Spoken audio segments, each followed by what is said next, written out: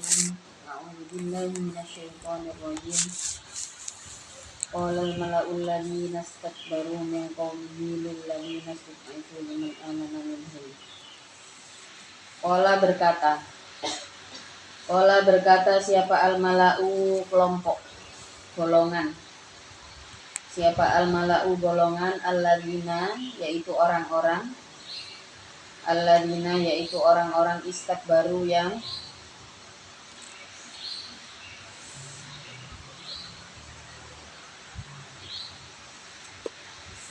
menjadi pembesarnya alladzin.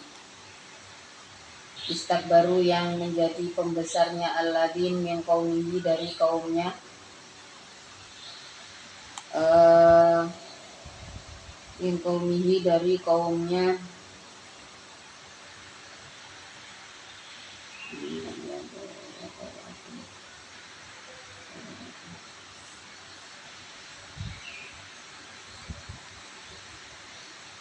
dari kaumnya Shalih ya, Nabi Shalih.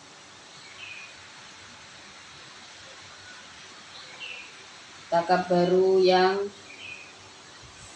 sombong siapa alladzin anil imani jauh dari iman bihi dengan Shalih berkata lilladina pada orang-orang lilladina terhadap orang-orang ustud'aifu yang dilemahkan siapa alladzin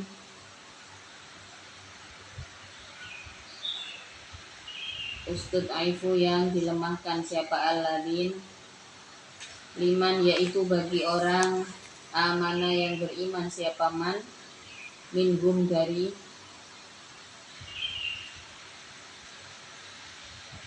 dari Samud atau kaum Shalih. Bikin tujuan yang dekat ditulis minhum dari kaum Shalih ai min qaumihi artinya dari kaumnya Nabi Shalih ai min qaumihi artinya dari kaumnya Shalih badalun yaitu menjadi badal atau badalun adapun liman amana minhum itu menjadi badal. Badalun adapun liman amana minhum itu menjadi badal mimma dari lafaz qablahu yang sebelumnya liman amana minhum.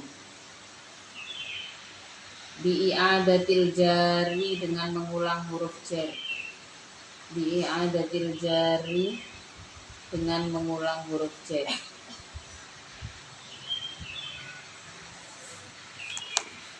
Ata'lamuna apakah mengetahui kalian anna sholihan pada sesungguhnya Shalih itu mursalun diutus siapa Shalih lirabbihi pada Tuhannya Shalih ilaikum pada kalian. Qalu berkata siapa alladzina stud'aifu na'am iya Inna sesungguhnya kami bima dengan perkara ursila yang diutus bihi dengan ma ursila yang diutus siapa Shalih bihi dengan ma itu mukminuna beriman kami.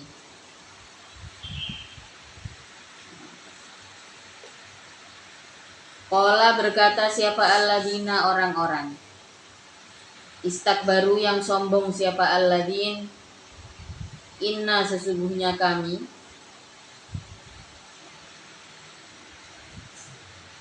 billadzi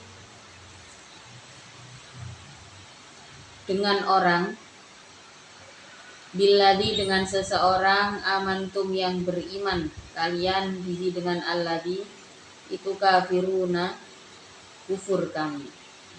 Jadi kelompok yang beriman kelompok yang tidak beriman ini adalah pembesarnya kaum Samud ya. Jadi kalau Nabi Hud itu namanya kaumnya adalah kaum Ad.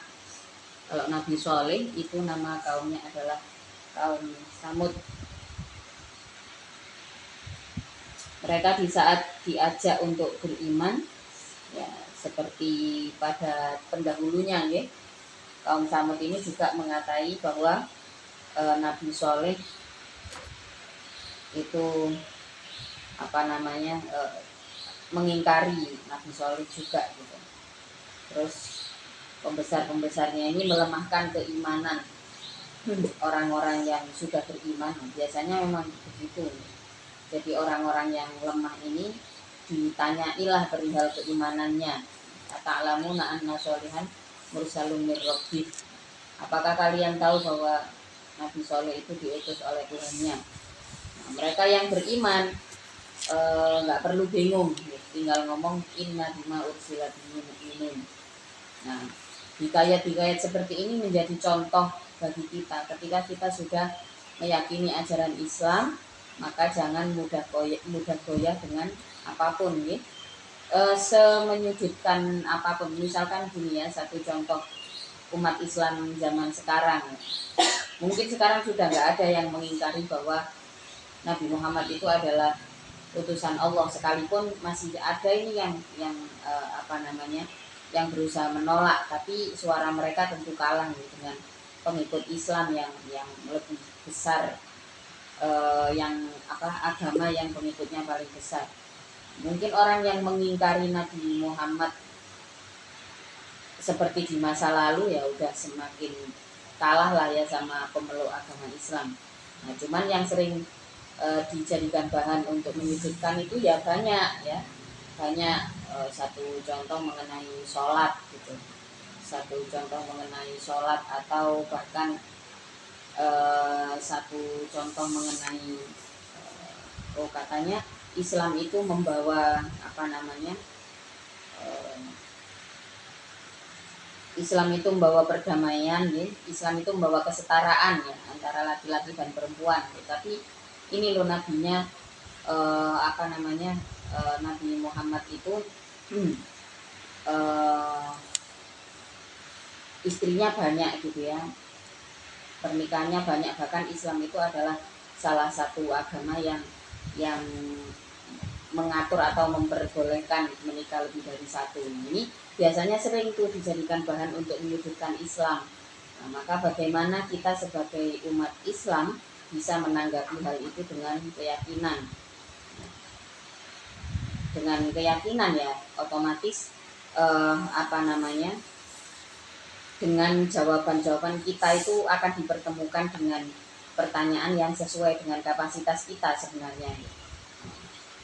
Mungkin ya yang akan sering dihadapi ya pertanyaan seperti itu, sejenis itu, untuk mengalahkan istilahnya alladzina stud'aifu liman amana minhum.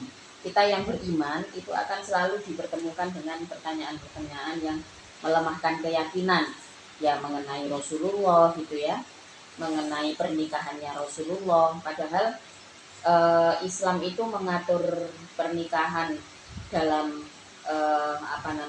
mengatur pernikahan, diatur sedemikian rupa.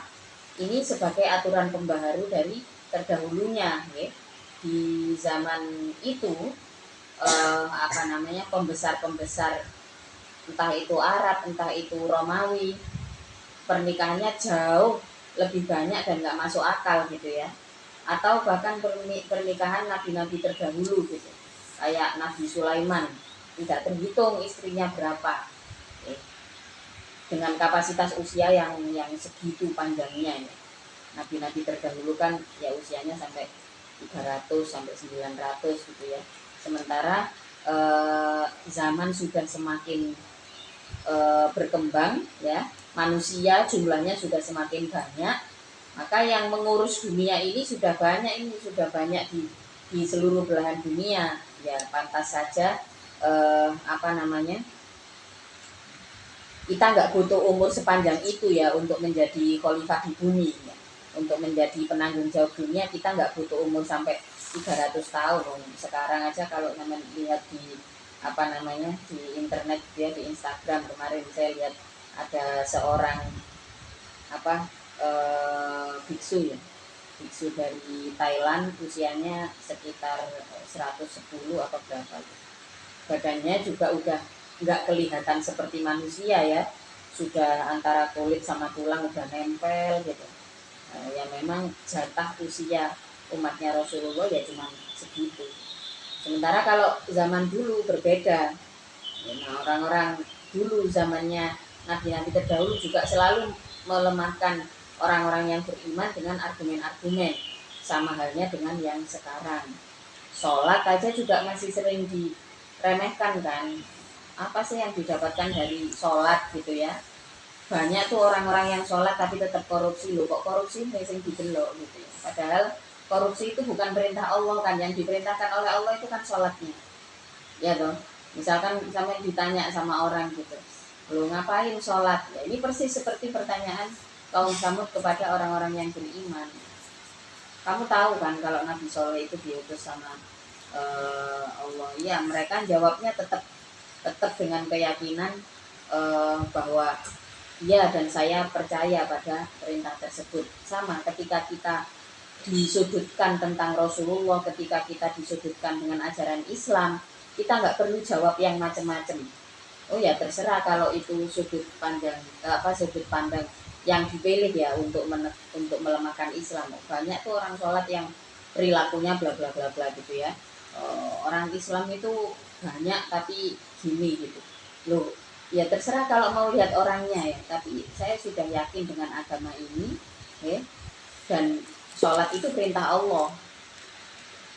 Sholat itu perintah Allah. Kalau orangnya masih maksiat segala macam, yaitu kan orang sholat korupsi gitu ya. Sholatnya itu tanggung jawab sama Allah lah. Kalau korupsi ya dia tanggung jawab sama rakyat kan gitu. Gak ada hubungannya juga sebenarnya. Gitu. Gak ada hubungannya.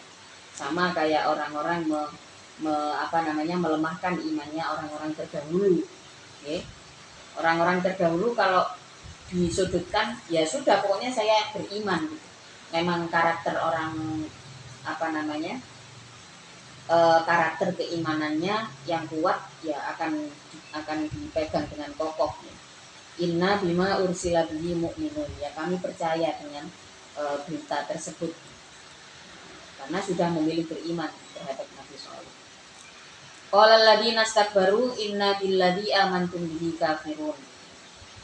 Pembesar-pembesarnya kaum Samud itu mengatakan, lah kami yang enggak percaya, kami dengan apa yang kamu yakini sudah berpaling, enggak mungkin kami percaya. Wakana dan ada apa an-naqatu unta. Itulah itu bagi nakoh yaumun adapun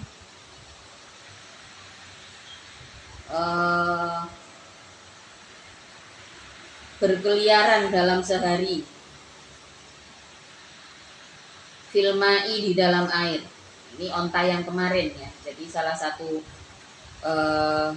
mukjizat yang diberikan oleh Allah kepada Nabi Soleh ya, bisa mengeluarkan unta dari dalam batu. Dikuasakan seperti itu oleh Allah untuk menunjukkannya. Karena kaum Samud itu menyukai hal-hal yang ajaib. Mereka kaum Samud ini bukan seperti kaumnya Fir'aun, bukan. Jadi kalau kaumnya Fir'aun itu ahli di bidang sihir ya. Ahli di bidang sihir dan banyak salah satu pendana kegiatan sihirnya. Jadi zaman dulu itu ya sudah ada ya istilah donatur peperangan gitu ya, atau investor peperangan, seperti kayak sekarang ya ada Israel, investor perangnya adalah dari Amerika gitu. Bagaimana dengan zaman dulu ya, ada. Jadi kalau eranya Fir'aun itu pengikutnya Fir'aun itu ahli di dalam sihir, Terus siapa yang mendanai itu ya? Yang mendanai untuk itu salah satunya Korun. Korun itu kaya raya, hartanya banyak, bahkan juga disebutkan dalam Al-Quran gitu ya. Bahkan Korun ini merupakan masih sepupu dengan Nabi Musa. Jadi ini eranya siapa? Fir'aun, pengikutnya Fir'aun. Nah kalau kaum Samud ini berbeda karakternya. Dikenal memang kaum Ad dan kaum Samud itu memiliki intelektual yang tinggi, maka mereka mintalah bukti ya, minta bukti bahwa minta bukti bahwa Nabi Soleh ini seorang nabi. Apa yang diminta ya sesuatu yang bagi mereka nggak bisa dikatakan ilmiah lah, yang paling mustahil yang minta dikeluarkan entah apapun itu. Terus diberikanlah oleh Allah satu bukti onta yang dikeluarkan dari batu.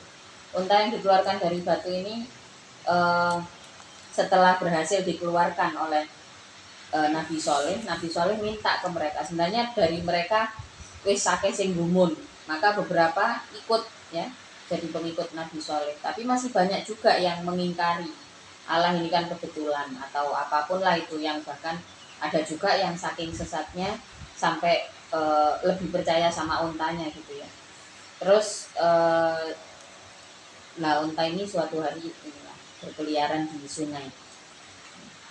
Famalu maka bosan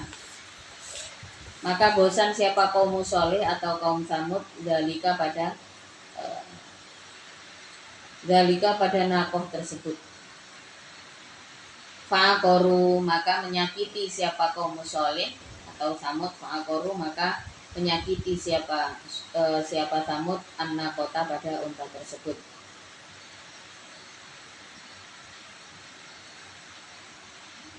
Akoro artinya menyakiti pada nakoh siapa kudar itu nama orangnya. Siapa kudar diamrihim dengan perintahnya Samud. Diamrihim dengan perintahnya Samud. Diangkotalah dengan untuknya membunuh siapa kudar pada nakoh bisaifi dengan pedang. Wes dikasih tunjuk mukjizat, bosen disakitilah onta itu. Atau dan menyombongkan diri atau membanggakan diri siapa Samud an amri rabbihim dari perkara Tuhannya Samud. Qalu dan berkata siapa Samud, ya Sholihu wahai Soleh, uktina mendatangkanlah engkau pada kami bima dengan perkara ta'idu yang berjanji engkau pada kami bihi dengan ma minal adabi dari siksa ala qatliha atas membunuh nakoh. Setelah terbunuh kan ya, onta ini bukan onta ajaib gitu ya, bukan onta ajaib. Ketika terbunuh mereka menyombong tuh. Nah ini loh unta yang kamu jadikan bukti sebagai mukjizat kemarin ini bisa tak bunuh. Maka mana siksanya? Tunjukkan, datangkan siksanya. In kunta apabila ada engkau itu minal mursalina dari golongan para rasul, para utusan, fa akhadat maka mengambil pada Samud in kuntam minal mursalin. Fa akhadat itu tadi titik ya, in kuntam minal mursalin. Fa akhadat maka mengambil pada Samud apa ar-rajfatu, gempa. Diciptakanlah gempa oleh Allah. Az-zalzalata artinya gempa, gonjang-ganjing. Asyadidata yang sangat. Minal abdi dari bumi.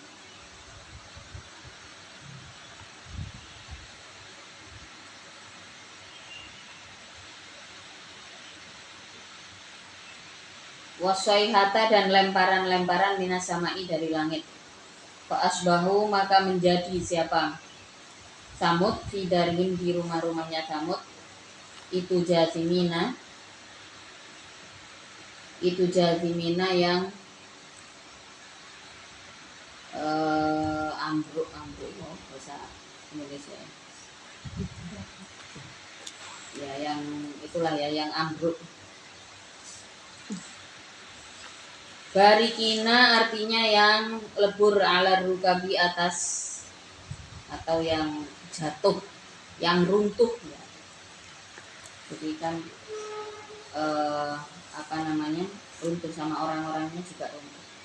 Ala rukabi atas lutut, mayyita ini dalam keadaan, mayyitina dalam keadaan mati, mayyitina dalam keadaan mati. Jadi rumahnya runtuh, kemudian manusianya juga diruntuhkan sampai nggak bisa bangkit, nggak bisa berdiri ya dengan reruntuhan itu. Jadi kalau melihat detail yang disampaikan di sini ya, Pak Asbahu fidarihim jasimin atau kata runtuh itu seperti apa selain bangunannya runtuh, di sini dikatakan barikina ala rukabi. Jadi orangnya juga jatuh di atas lutut. Itu maksudnya apa?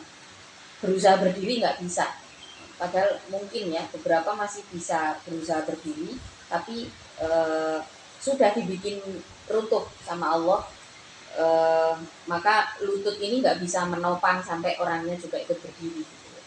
Jadi bangunannya runtuh, orang-orangnya juga runtuh gitu. Fatawalla maka berpaling. Arodo artinya berpaling siapa solihun, Nabi Soleh, anhum dari Samud. Wakola dan berkata siapa Soleh, Wakola dan berkata siapa Soleh, ya qaumi wahai kaumku, laqad itu benar-benar mendatangkan aku pada kalian, risalah rabbi, pada risalah Tuhanku, wa nasahtu dan memberi nasihat aku lakum bagi kalian, walakin la tuhibbuna akan tetapi tidak suka kalian an-nasihina pada nasihat-nasihat. Sudah diberitahu, sudah dinasehati baik-baik, tapi tidak mau gitu ya. Jadi di saat terjadi itu Nabi Soleh berpaling meninggalkan mereka, karena seperti yang dijanjikan oleh Allah ya. Jadi negosiasi keimanan ketika terjadi pada saat menjelang kematian, yang artinya pada saat itu sudah tidak diterima lagi oleh Allah. Mungkin ada diterima seperti kaum Bani Israel. Kaum Bani Israel itu beberapa terselamatkan. Yaitu ada ceritanya dalam surat Al-Baqarah, bagaimana kaum ini kemudian diselamatkan dan bahkan ya, apakah Bani Israel yang pada saat itu sama dengan Israel yang sekarang? Ya berbeda ya, itu ceritanya panjang. Kalau orang-orang Israel yang sekarang pakai nama Israel, tidak bisa dipungkiri ya sebenarnya mereka juga termasuk dari umatnya Rasulullah, karena hidupnya setelah masa Rasulullah gitu. Gak bisa ngaku-ngaku saya ini Bani Israel keturunan Yakub, nggak bisa, tidak bisa.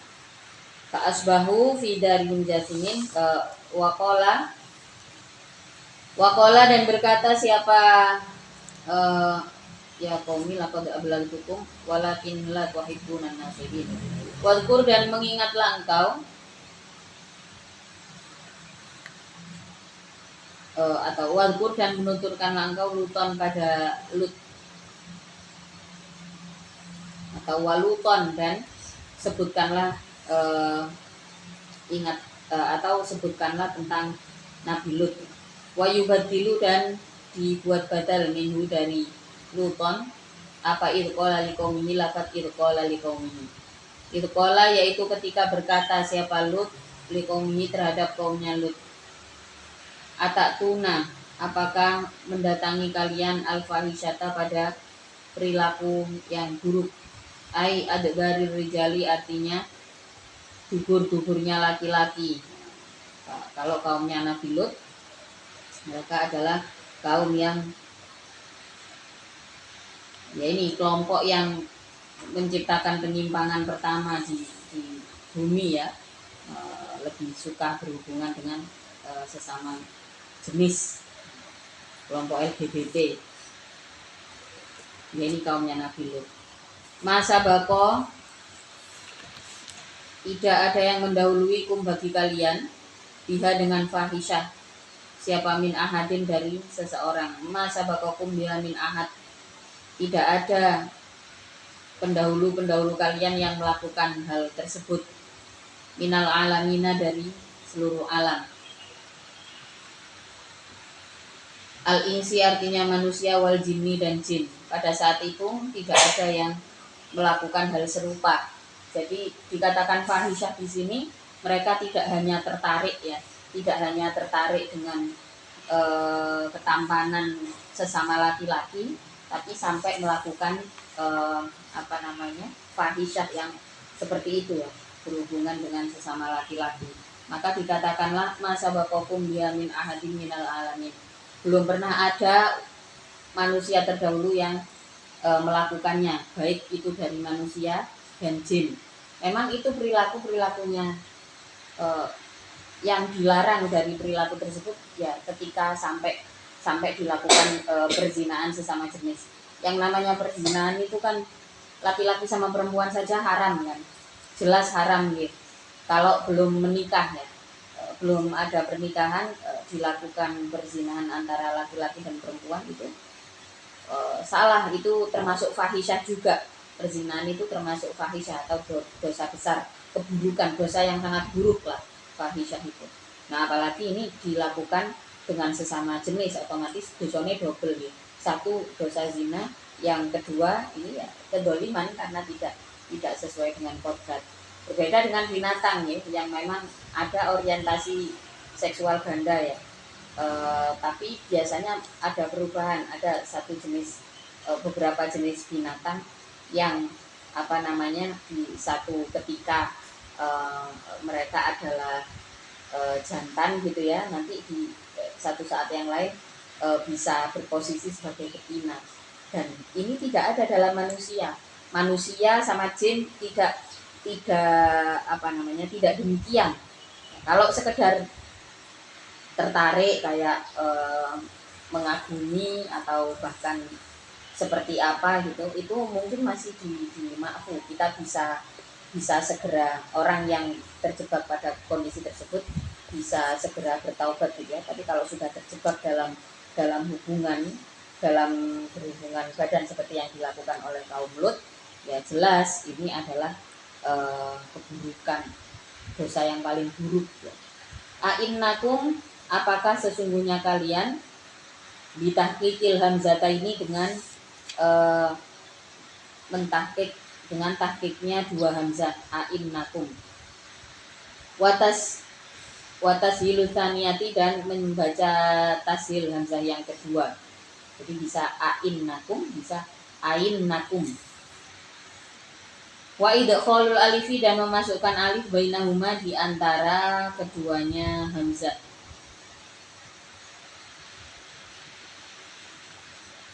Kalau di tasil itu ya hamzah yang kedua bisa dibuang, tapi hamzah yang pertama nggak boleh dibuang, jadi nakum seperti itu.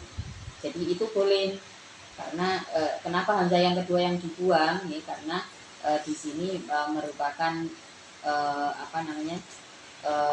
yang tidak boleh dibuang adalah hamzah istighamnya ya, karena maknanya ada pada hamzah istighfar. Itu pun tidak dibuang ya kalau jadi nakum seperti itu, tapi hamzah yang kedua digantikan dengan alif. A'innakum, apakah sesungguhnya kalian, ala wajah ini atas dua wajah. Itu latak tuna mendatangi kalian arijala pada laki-laki, syahwatan pada syahwat. Yang dilarang dalam hubungan apapun, baik itu hubungan yang lain jenis, laki-laki dan perempuan, itu kan hubungan kodrat ya, hubungan laki-laki dan perempuan itu. Kalau tertariknya secara syahwat tetap salah ya. Latak tunar rijala syahwatan, pada sebuah syahwat, mindunin nisa'i, dari selain perempuan. Bal antum, bahkan adapun kalian itu kaum musyrifuna, yang melewati batas. Mutajawizuna artinya yang melewati batas kalian al halal pada halal ilal haroma, menuju pada haram. Wa makana dan tidak ada itu jawab qaumihi jawabnya kaum Lut. Itu jawab qaumihi jawabnya kaum Lut itu illa angkolu kecuali untuknya berkata siapa qaumi akhriju keluarlah engkau hum pada akhriju keluarlah engkau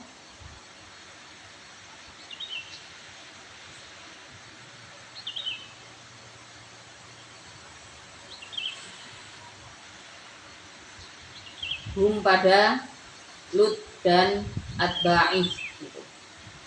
Hum pada Lut dan atba'i ay Luton artinya pada Lut wa atba'i dan pengikutnya Lut min qaryatikum dari desa kalian min qaryatikum dari desa kalian atau dari desamu innahum sesungguhnya Lut wa atba'i itu unasun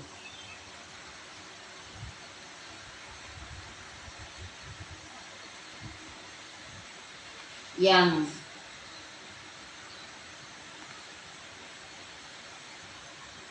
itu unasun manusia-manusia ya tatoharuna yang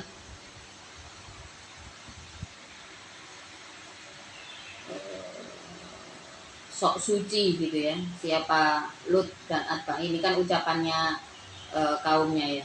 Min adbarir rijali dari dubur-duburnya laki-laki. Fa'anjaina maka terselamatkanlah kami pada fa'anjainahu wa ahlahu illam ra'atahu kanat minal ghabirin. Fa'anjaina maka menyelamatkan kami. Allah ya di sini maksudnya. Nah, jadi Nabi Lut itu diusir. Nah, kaumnya berkata, wa makana jawab qaumnya illa angqalu akhrijuhum min qaryatikum innahum unasun yatatahharun. Sudahlah kamu keluar saja dari daerah ini ya, daerah Sodom itu. Keluarlah dari daerah ini. Karena kalian itu sok suci ya. Innahum unasun yatatahharun zaman dulu udah ada kata-kata sok suci juga ya. Jadi Nabi Lut itu diolok-olok, kamu itu orang-orang sok suci gitu. Keluar dari sini. Maka ya keluar. Nabi Lut itu keluar fa'anjaina maka menyelamatkan kami kepada Lut wa ahlahu dan keluarganya Lut illam ra'atahu kecuali istrinya Lut. Kanat ada siapa imro'ah itu minal ghawirina dari orang-orang yang minal ghawirina dari orang-orang yang tertinggal. Al-batina artinya yang menetap fil adadi di dalam siksa. Fil adadi di dalam siksa. Jadi istrinya Nabi Lut itu, jadi kalau Nabi Nuh ada satu putranya yang tertinggal, ya. Sementara kalau Nabi Lut itu istrinya termasuk dari golongan orang-orang yang berpaling karena salah posisi. Wa amtorna alaihim matara fangkur kaifa kana akibatul mujrimin. Wallahu ta'ala a'lam bissawab. Al-Fatihah.